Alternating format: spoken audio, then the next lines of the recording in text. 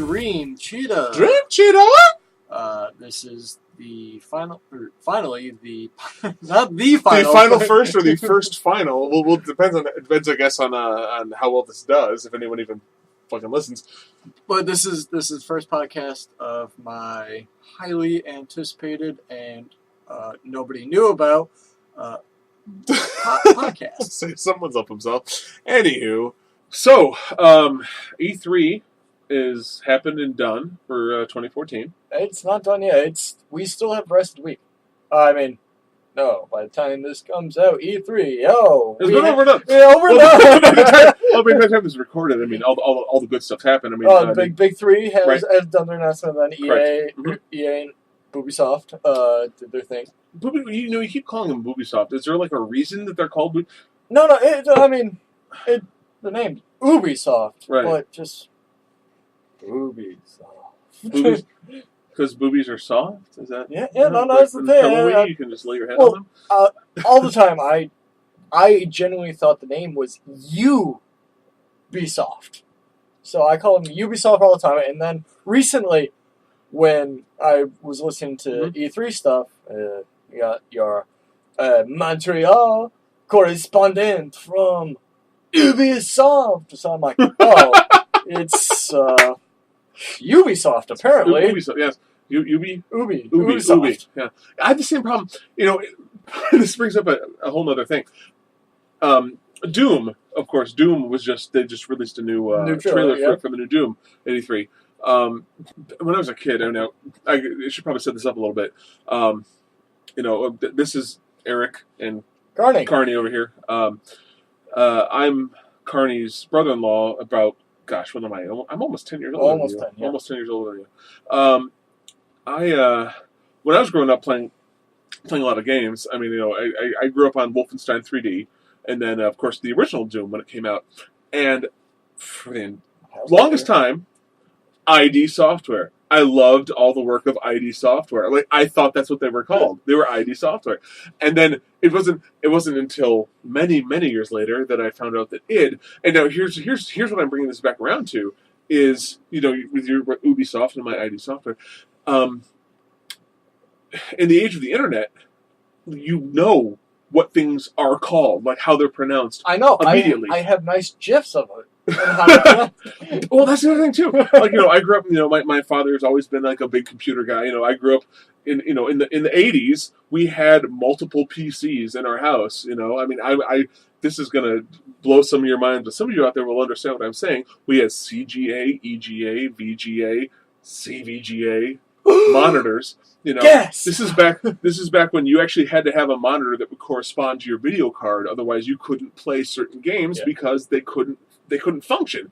You could hook it up to a TV, but a TV didn't give you as good a resolution. And see, I didn't run into that issue until I played, believe it or not, Sims 2 is when I finally had to buy a new video card to get everything right to match up. And then it's fucking huge because that's a huge step over from fucking Doom 1. I'm getting a text here from, apparently I said CVGA, it was SVGA. Oh. SVGA was the that'll happen. Dropping the bomb. But it's good to know we have early listeners. So thank you, Vegemite232. Where were we? Oh yes. So it was interesting though. But nowadays you don't know what thing, or nowadays you do know what things. But like back in the day, you had no idea how to pronounce certain things. I remember when I was in middle school, when I was first getting like Robotech and Macross and shit like that. We get all these like Protoculture Addict magazines and stuff like that. There's a name drop, but I'm pretty sure we're not going to get sued for that one. I don't think they've been around for. I don't know. 20 years. I just got my big cease and desist, but that's another issue. But I remember it was like we call it Japanimation. Yeah. This is back. I don't know if that's even a PC term anymore. No, well, I mean it was for the longest time. I finally stopped calling it when I realized what the culture actually was. Like, it's just protoculture. That's a ridiculous Robotech reference. They're Japanime. Yeah. Well, no, that's the thing. You say Japanime, anime. Yeah. We used to call it, was it anime? Was it anime? We didn't know. We didn't know how to pronounce it. Because we're little like 12-year-old kids, and we're sitting here reading these things and about the culture hadn't fully crossed over. Where right, exactly. Tsunami hadn't happened yet. Yeah, and we probably would have called it, Toe on Nine Me. No, it's pretty. It's Toon Amy. Come on. Toon Amy? I remember Toon Amy. Futurama. Toon Amy. I'm going to take a sip of my tea cake. But I mean, the biggest thing recently, back to the GIF and GIF. Yeah. Like, it's only recently that the guys who came up with the originally, generated image file, who would have thought that it was pronounced GIF and not Hargy GIF? Like, everyone thought, like, you saw that file, oh, I saw a GIF of that. Like, you would never go, hey, I want some peanut butter on that image. That's funny, too. Like, and nobody ever called them JPEGs. They were JPEGs. JPEGs, yeah. Right. So, we were talking about E3 earlier, and what's good, man? Hey. I mean, I saw a lot of good stuff. I'm still behind on the fucking times on system-wise. So, like, in their big push was everything next gen this, next gen that. I don't think they didn't even mention 360 or PS3. Nothing at all. Not a word. And you know what? I do have to say, this is the first time I was almost like, a Wii U looks good. Take it back. Well, the one thing though that they had that one right after the Rockstar. No, we got to be careful. I know. We don't offend anybody. But he was the Ozzy Osbourne. We should probably give this some setup because no one probably knows what we're talking about. Right after the IGN coverage of the Nintendo conference, yeah. They had their big reveal of a new game and a quote unquote special guest. Their first real big mature title for and it was he was like, I don't know, he just walked off of the set of the Japanese remake of fucking Rock and Roll High School Forever. I had no idea. He was completely a part of Guitar Wolf. I don't know if you caught that. Is number one. But I mean, he's just sitting there, and it was so awkward because first off, I mean, we should back up. IGN did not have their shit together at all. I don't have a problem with IGN. On YouTube, they did not have their shit together. On their site, it was clean. Okay, but I only saw it on. It was YouTube. our fault for watching it through YouTube because, well, we have shitty internet. So,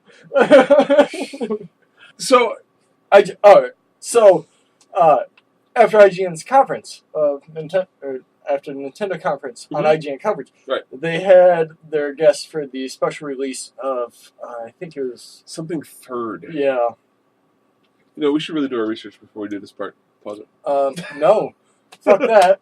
We don't know our games. We don't have any magical device to check, but we do have our confirmation that fuck you guys. We did watch it. We know what we're talking about. But it was it's Nintendo's competition against Call of Duty and Battlefield. Right. So on. Essentially, it seemed to me. And I think you'd agree, that they realized that the gaming public is if you're over 12 years old, you don't give a shit about Yoshi spinning yarn. Casual game revolution is over. And hey, Yoshi's Woolly Revenge or whatever the fuck it's called looks that's what I always have to give to Nintendo. Their gameplay ideas might be dumb as shit, but their gameplay always looks solid. Oh, absolutely. Well, that's, and here's the thing, too. I mean, they are hurting. I mean, they are absolutely hurting. They've been they've taken losses quarter after quarter. Absolutely. Yeah. But they're balls deep in it. It's like, we have this idea, we're going to throw money at it, and we're going to get people behind it who believe in it and who want to do it. And they produce great games. And the thing is, Mario Kart 8, I believe, don't take me for record here, but I believe they sold as many Wii U's with the release of Mario Kart 8 as they did on release. Really? It was a huge turnaround. Phenomenal. Yeah. Yeah. Like and that's like the whole thing where they were talking about like how they don't want to make Mario an annual thing. Like you're gonna wear out the series. The franchise, by yeah, doing you don't want to. But I'm gonna put my hands down. I have never had an issue with a Mario Kart game. I will play the shit out of that game time and time again. But my biggest thing, I know I'm jumping around a lot, but my other biggest thing has to go with Smash Brothers, and it's not Smash Brothers. I won't get into that. It's the new device that you can plug into your Wii U to use GameCube controllers.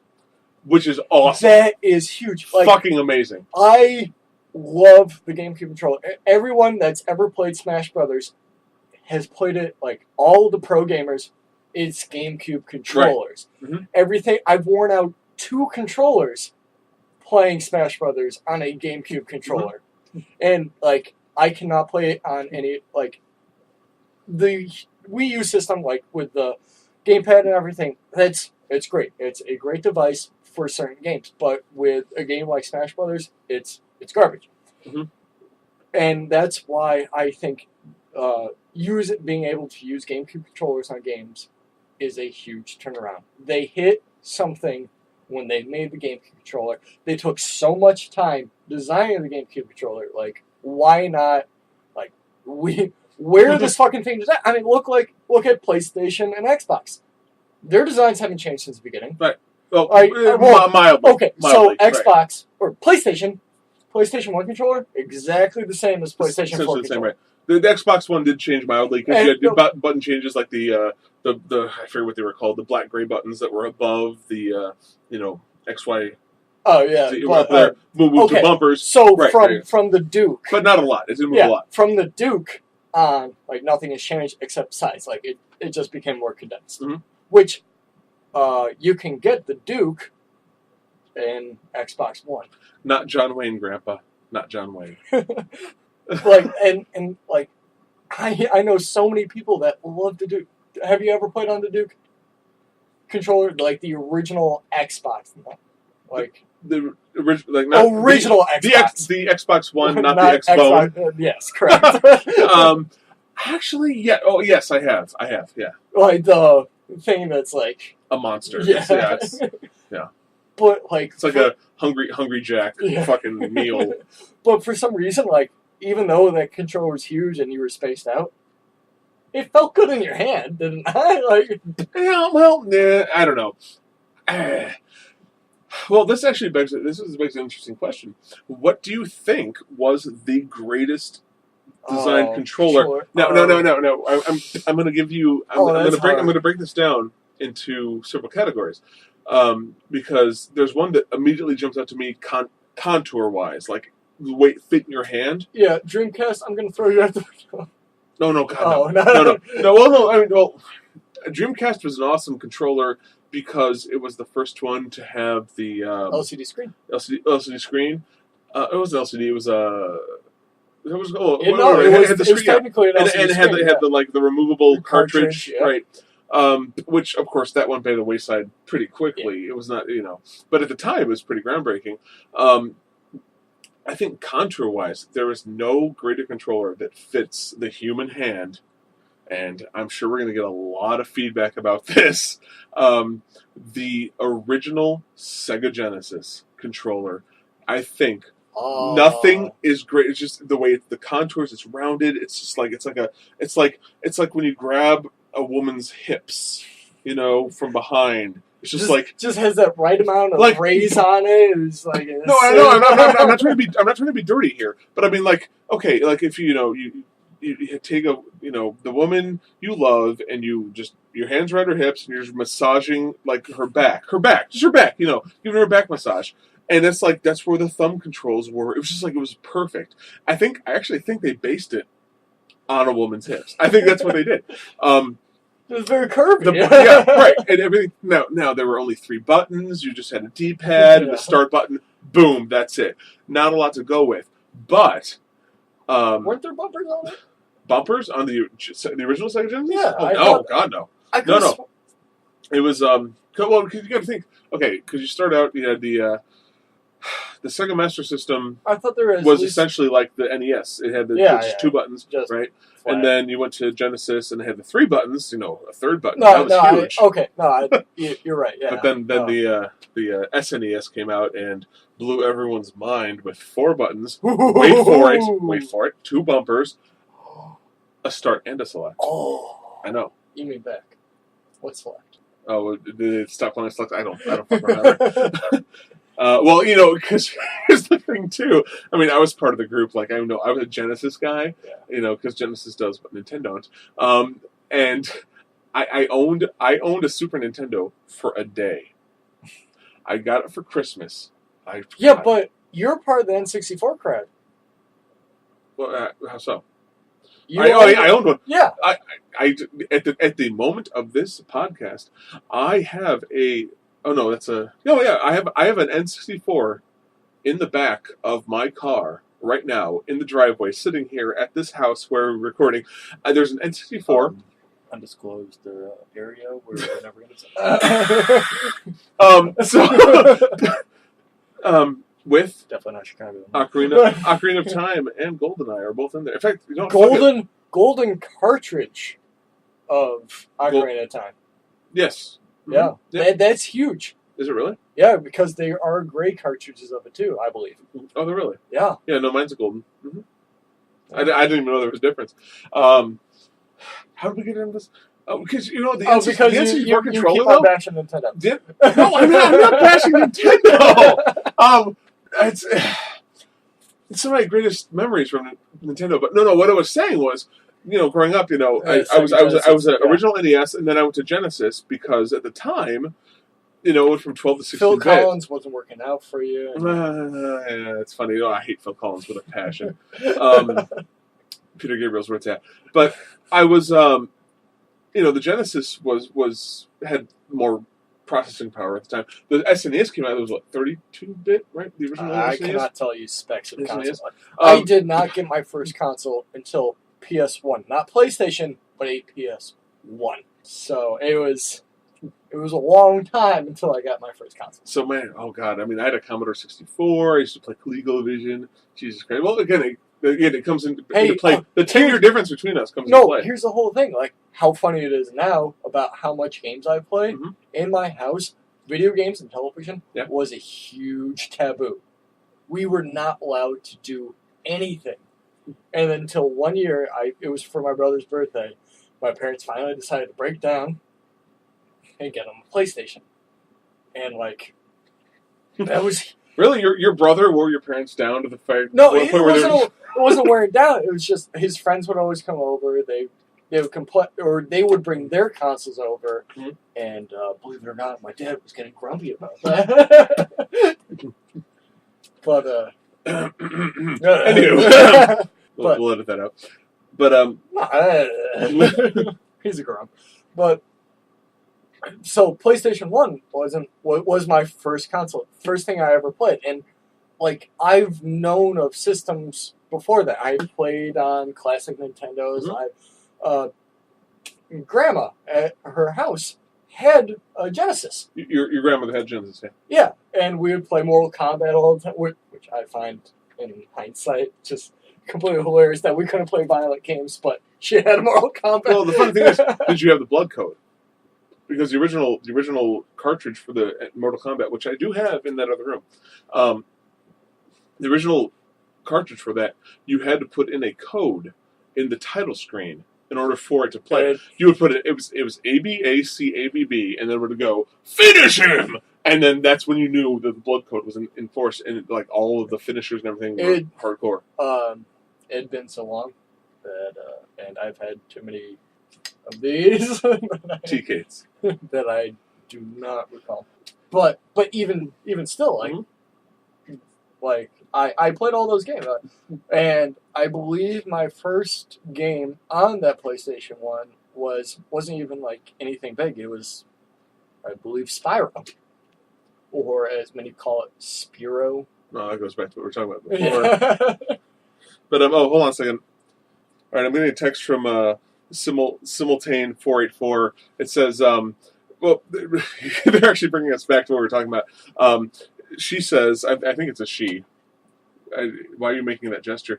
I think it's a she. And no, she's saying that she's bringing up the fact that the N64 was the first console to have the thumbstick. Yes. Right. And it was extraordinarily awkward. I remember the first time I tried playing with it, like any game. I tried to switch to D-pad as quick as I can. Me too. And games wouldn't allow it. Like, no, you couldn't. It was just like, use the thumbstick, motherfucker. It's just like, ah! Like, me and my friend Jordan would play Donkey Kong. Like the N64. Country? Yeah. And, like, we would lose ourselves in the game because we would literally lose ourselves because we were trying to use the thumbstick. We couldn't see jack shit. No idea what the fuck was going on. Yeah. We only made it through, like, 2 levels of that. It was like, oh, God, what the fuck is going on? And then, I believe, like, a year or so ago, he went back and he's like, all right, enough childhood scarring. I'm going to play this game. And after being assimilated with thumbstick technology nowadays, right. rotating camera and everything, like, he went back, beat it within, I don't know, a day. It's funny, too, though. You bring that up, the rotating camera, as long as we're talking about, controllers. Spyro was huge on that, too. Well, you go back and play some games. I remember I just recently went and played some old Dynasty Warriors, which, again, came up recently as we're watching E3 because the Hyrule Warriors, which looks awesome, fucking amazing. Well, like I said, I almost want to buy a Wii U. Almost. I think that's where the conversation started. I remember, like, I went back and played some of them. I inherited a bunch from a buddy of mine who was getting rid of. Like, he's just trying to offload his old games. He can't sell original Xbox games anymore. No one fucking cares. So he gave a bunch of them to me, and I was playing in Dynasty Warriors 3 or 4 or whatever the hell it was, and the camera motion is so weird. Like, you play it now. That's another thing too. Gundam Dynasty Warriors. No, well, it's the same thing. It's probably built off the same engine. Yeah, it's like, completely awkward. Like, you can only change one. Left is right, right is right. Yeah. Right. And okay, we should probably get this out of the way early in the podcast because this is our first one. We should probably get this out of the way really early. I am one of those relics who I invert my axis. When I push up, I look down. When I pull back, I want to look up. I know. You and your flight simulator. Well, that's the thing.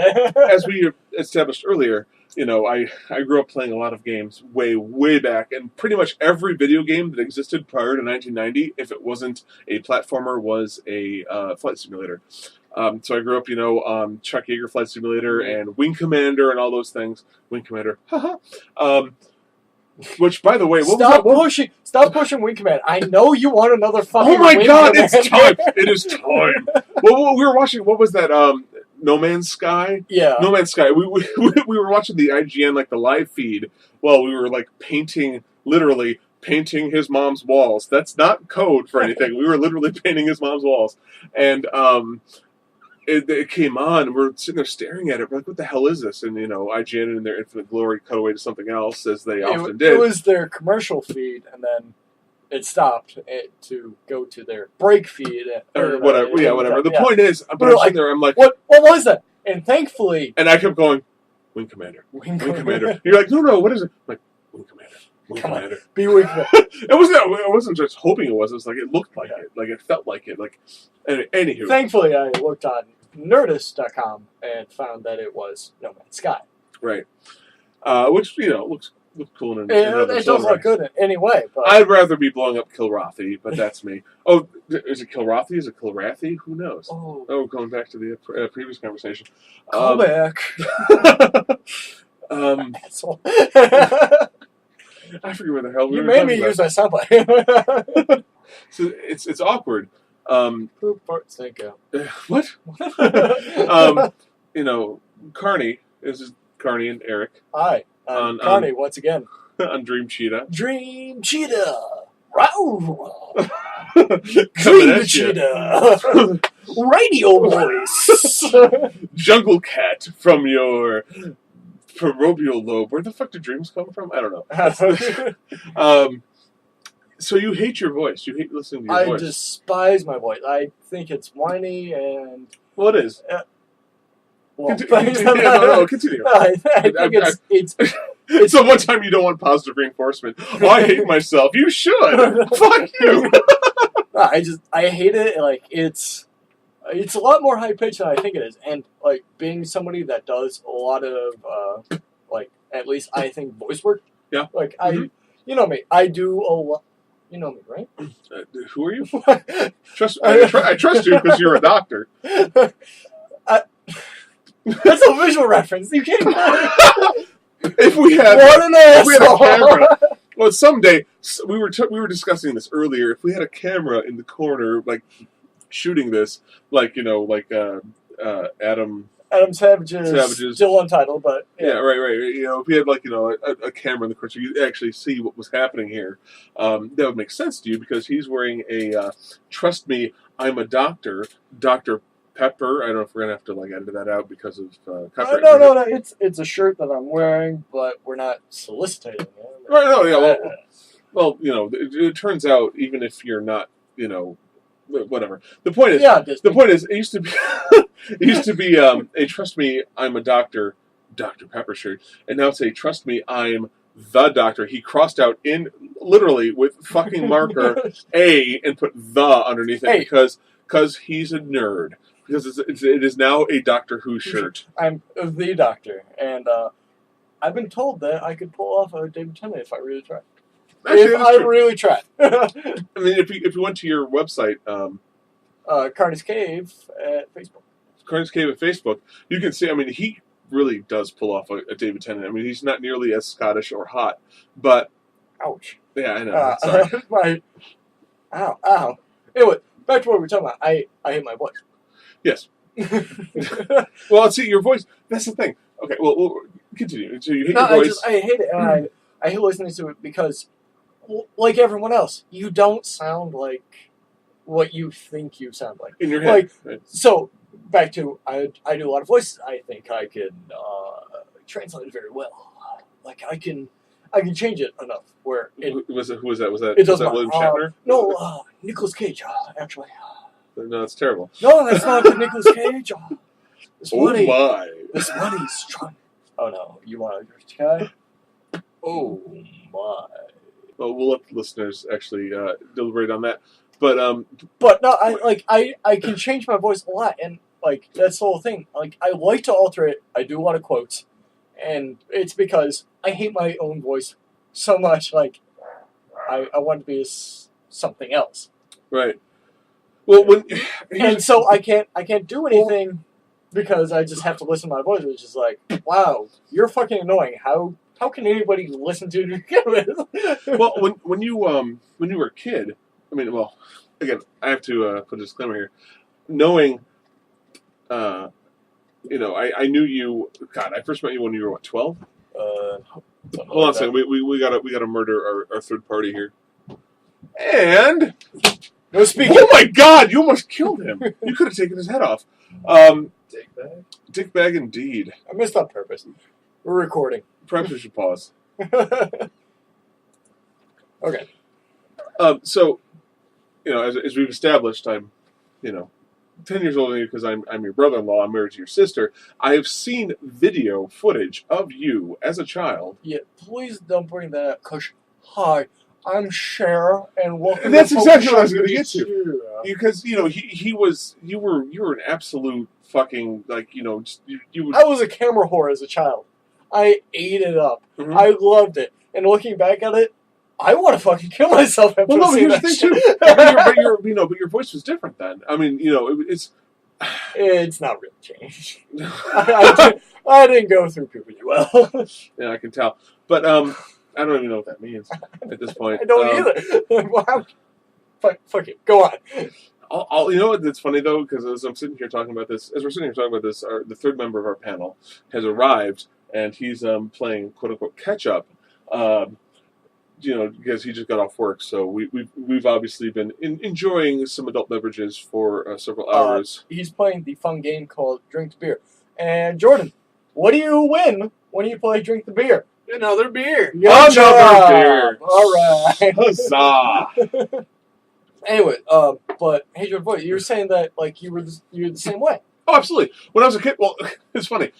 I used to make. This is really weird. I mean, it's again, it's another one of those things that sounds kind of bizarre nowadays in this age of when everybody has like their phone cameras and everyone's always videoing everything. Yes, phone Facebook cameras and not camera phones. Camera phones. Oh yes, apparently. Well, no, Camera phones is trademarked. You can't use that. Oh, sorry. But I remember back in I must have been 8 years old when we got our first VHS camcorder. Which nobody listening to this is going to know what I'm talking about. Did you have the replaceable VHS tape? Where like... Yeah, no, it was a VHS... Yeah. I mean, the thing was about the size of a Hewlett-Packard Laser Pro 200 color printer. Whoa, hey, we're not sponsored by Hewlett-Packard and any sorts, and we refrained. But we would accept money. But I mean, it was about that size. I mean, it's the size of like a printer. I mean, it's a big fucking thing. Where to the point where you like it wasn't handheld at all. Like you needed to mount that fucker on your shoulder. Right. And I mean, absolutely. Or we had like tripod, but I mean, it was a tripod that was. I mean, we're sitting here. Hey, don't tell them technicalities of our recording. As soon as we get the camera, they're going to know it anyway. But we'll have good mics then. As soon as, of course, my 8-year-old self, I grew up watching. I mean, you got to remember. God Christ! I 8 years old. I'm already watching movies like Aliens and The Abyss and shit. Like movies I shouldn't have been watching. At that age, I'm sure. The Abyss scarred me, but I'm already like taking fucking Caro syrup and red food coloring and trying to make like blood and like I'm like staging these huge, massive like bloody epics and shit, and I'm trying to shoot it, and you can't really do it, because at the end of the day, all you have is yourself and your sister. You're trying to film these epics, and it's like you and your sister, and you're just shooting in your basement, and what are you gonna do? All you can do is just like spray blood all over the place and hope for the best. Put up sheets in the background and go. Yeah, well, it's not a Klan rally. Like, what the fuck? Hashtag Klan band. Hashtag racist baby. On that note, this has been Dream Cheetah until we find a better name, and we'll see you